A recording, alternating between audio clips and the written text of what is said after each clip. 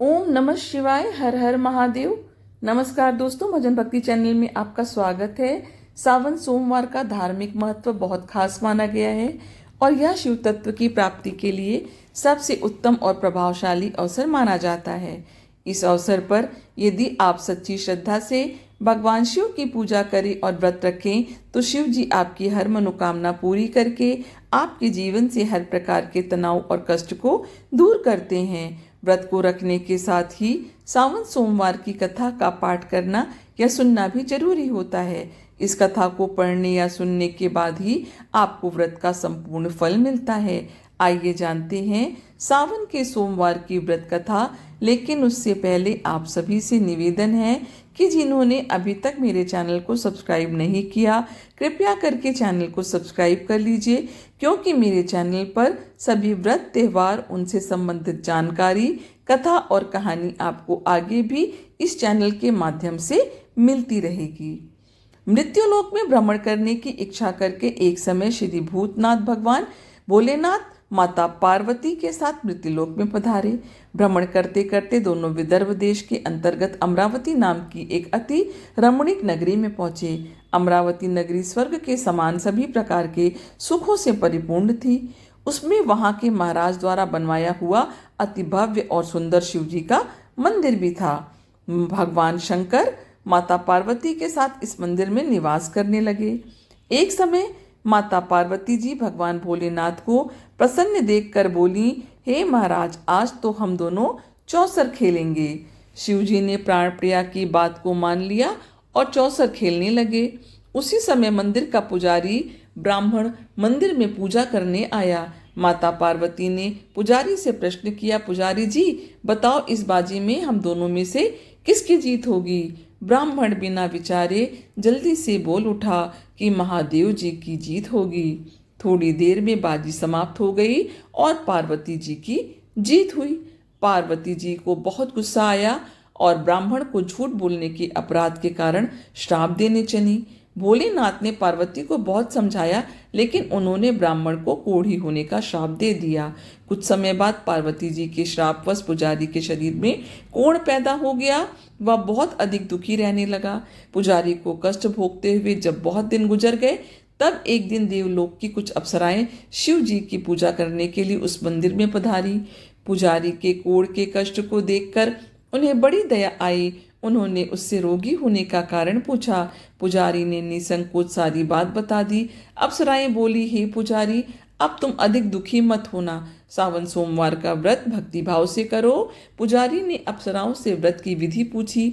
अप्सराओं ने बताया, सोमवार को भक्ति भाव से व्रत करो, साफ वस्त्र पहनो, संध्या व उपासना के बाद आधा सेर गेहूं का आटा लो और उसके 3 भाग कर लो। घी, गुड़, दीप, नैवेद्य, पुंगी फल, बेलपत्र, जनेऊ जोड़ा, चंदन, अक्षत पुष्प आदि से प्रदोष काल में भगवान शिव की पूजा करो। उसके बाद 3 भागों में से 1 भाग शिव जी को अर्पण करो, बाकी 2 शिव जी का प्रसाद समझकर उपस्थित लोगों में बांट दो और आप भी प्रसाद समझकर खाओ।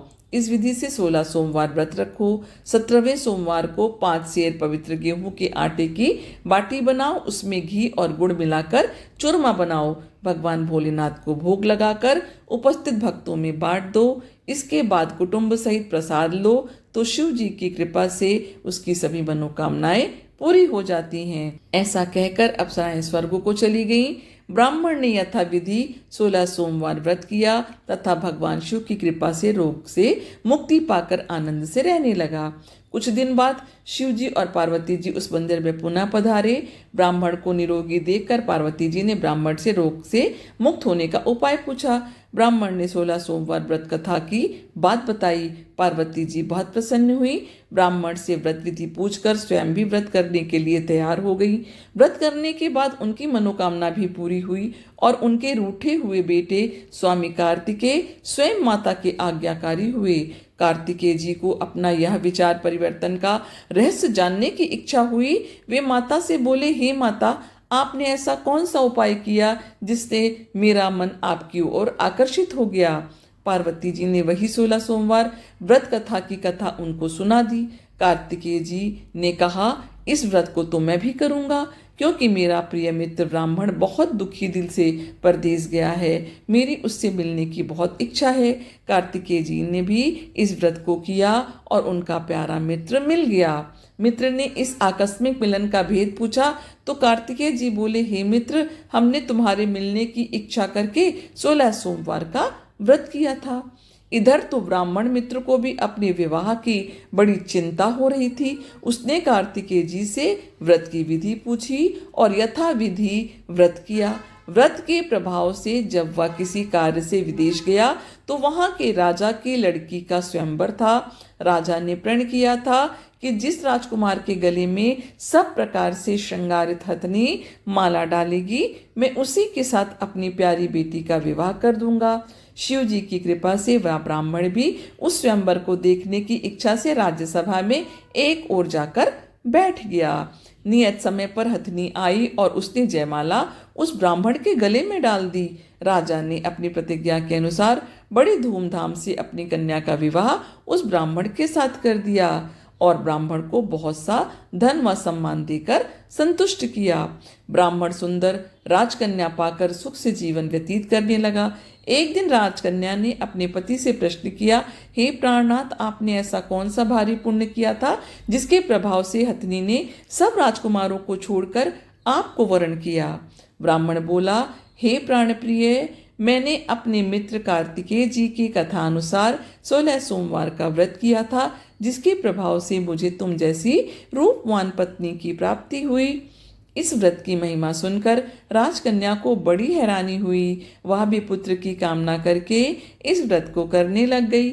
शिव जी की दया से उसके गर्भ से एक अति सुंदर, सुशील, धर्मात्मा और विद्वान पुत्र उत्पन्न हुआ। माता और पिता उस देवपुत्र को पाकर अधिक प्रसन्न हुए और उसका लालन पालन अच्छी प्रकार से करने लगे। जब पुत्र समझदार हुआ तो एक दिन उसने अपनी माता से प्रश्न किया कि हे माँ, तुमने कौन सा व्रत और तप किया है जो मेरे जैसा पुत्र तुम्हारे गर्भ से उत्पन्न हुआ? उसकी माता ने 16 सोमवार की व्रत कथा पुत्र को बताई। पुत्र ने सब तरह के मनोरथ पूरे करने वाले इस सरल व्रत को सुना तो वह भी राज्याधिकार पाने की इच्छा से हर सोमवार को यथाविधि यह व्रत करने लगा। व्रत शुरू करने के बाद एक देश के वृद्ध राजा के दूतों ने आकर उसको राजकन्या के लिए वरण किया। राजा ने अपनी बेटी का विवाह ऐसे सर्वगुण संपन्न ब्राह्मण युवक के साथ करके बड़ा सुख प्राप्त किया। वृद्ध राजा के दिवंगत हो जाने के बाद इसी ब्राह्मण को सिंहासन पर बिठाया गया, क्योंकि दिवंगत राजा का कोई भी पुत्र नहीं था। राज्य का उत्तराधिकारी होकर भी यह ब्राह्मण पुत्र 16 सोमवार करता रहा। जब 17वां सोमवार आया तो विप्रपुत्र ने अपनी प्रियतमा से पूजन सामग्री लेकर शिव पूजा के लिए शिवालय में चलने को कहा, परंतु उसकी पत्नी ने उसकी आज्ञा की परवाह नहीं की। दास दासियों द्वारा सब सामग्रियां शिवालय में भिजवा दी, परंतु स्वयं नहीं गई। जब राजा ने शिव जी का पूजन समाप्त किया तब आकाशवाणी हुई, हे राजा, अपनी इस रानी को राजमहल से निकाल दे, नहीं तो यह तेरा सर्वनाश कर देगी। यह आकाशवाणी सुनने के बाद राजा के आश्चर्य का ठिकाना न रहा। उसने मंत्रणा गृह में आकर अपने सभासदों को बुलाकर कहा, मंत्रियों, आज मुझे शिव जी की आकाशवाणी हुई है कि राजा तू अपनी इस रानी को राज्य से निकाल दे, नहीं तो यह तेरा सर्वनाश कर देगी। राज्य के मंत्री और सभासद आदि सब विस्मय और दुख में डूब गए, क्योंकि जिस कन्या के कारण उसे राज्य मिला था, राजा उसी को निकालने की बात कह रहा था। यह कैसे हो सकता है? पर राजा ने मंत्रियों की परवाह नहीं की। उसने अपनी पत्नी को राजमहल से निकाल दिया। रानी दुखी हृदय से भाग्य को कोसती हुई राज्य से बाहर चली गई। बिना पदत्राण, फटे हुए वस्त्र पहने, भूख से दुखी हृदय से भाग्य को कोसती हुई चली जा रही थी कि अचानक एक करुण बुढ़िया से भेंट हुई, जो सूत काट कर बेचने जाती थी। रानी की करुण दशा देखकर वह बोली, चल तू मेरा सूत बिकवा दे, मैं बूढ़ी हूँ, भाव करना नहीं जानती हूँ। यह बात सुनकर रानी बुढ़िया के सिर से सूत की गठरी उतार कर अपने सिर पर रख लेती है। थोड़ी देर के बाद आंधी आ गई और बुढ़िया का सूत पोटली सहित उड़ गया। बेचारी बुढ़िया पछताती रह गई। उसने रानी को अपने से दूर रहने को कहा। इसके बाद रानी एक तेली के घर गई तो शिव जी के प्रकोप के कारण तेली के सभी मटके उसी समय चटक गए। तेली ने भी रानी को अपने घर से निकाल दिया। बहुत से दुख उठाती रानी एक नदी के किनारे गई तो नदी का सारा जल सूख गया। उसके पश्चात रानी एक जंगल में गई। वहां सरोवर में पानी पीने गई तो उसके हाथ का स्पर्श होते ही सरोवर का नील कमल के समान जल असंख्य कीड़ामय होकर गंदा हो गया। रानी ने अपने भाग्य पर दोषारोपण करते हुए उस जल को पीकर पेड़ की शीतल छाया में विश्राम करना चाहा, परंतु वह जिस पेड़ के नीचे विश्राम करती उस पेड़ के पत्ते तुरंत टूटकर गिर जाते थे। वन सरोवर जलाशय की ऐसी दशा देखकर गऊ चराते ग्वालों ने अपने गुसाई जी से, जो उस जंगल के स्थित मंदिर में पुजारी थे, उनको यह सारी बात बताई। गुसाई जी के आदेशानुसार ग्वाले रानी को पकड़कर गुसाई जी के पास लाए। रानी की मुख कांति और शरीर शोभा देखकर गुसाई जी जान गए कि यह अवश्य कोई विधि की गति है, ये कुलीन स्त्री है। पुजारी ने रानी से कहा, पुत्री, मैं तुमको अपनी पुत्री के समान रखूंगा। तुम मेरे आश्रम में आकर रहो, मैं तुम्हें किसी प्रकार का कोई दुख नहीं होने दूंगा। गुसाई जी के वचन सुनकर रानी को धीरज हुआ। वह आश्रम में रहने लगी। रानी जो भोजन बनाती उसमें कीड़े पड़ जाते, जल भर कर लाती उसमें भी कीड़े पड़ जाते। रानी की यह दशा देखकर गुसाई जी भी बड़े दुखी हुए और रानी से बोले, हे पुत्री, तुम्हारे ऊपर कौन से देवता का प्रकोप है जिससे तुम्हारी ऐसी हालत हुई है।